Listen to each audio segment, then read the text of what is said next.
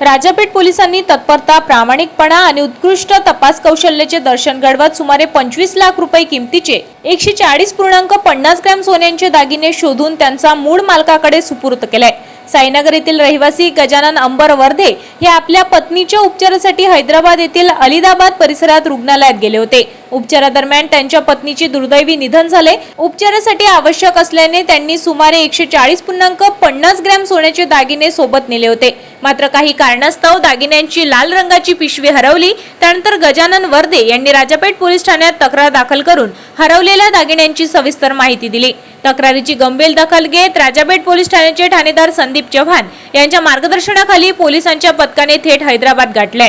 तपासादरम्यान पोलिसांनी तब्बल 30 ते 40 सीसीटीव्ही फुटेजची बारकाईने तपासणी केली। या तपासातून दागिन्यांची लाल पिशवी हैदराबाद मधील जनता रेस्टॉरंट येथे असल्याचे निष्पन्न झाले। पोलिसांनी ती सुरक्षित ताब्यात घेतली। त्यानंतर सर्व कायदेशीर प्रक्रिया पूर्ण करून आज ठाणेदार संदीप चव्हाण यांच्या हस्ते सुमारे 25 लाख रुपये किमतीचे सोन्याचे दागिने गजानन अंबर वर्धे यांच्याकडे सुपूर्द करण्यात आले।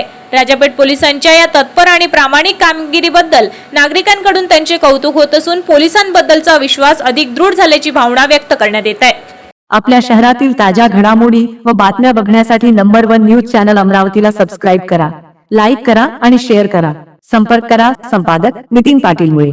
संपर्क क्रमांक 9921589663।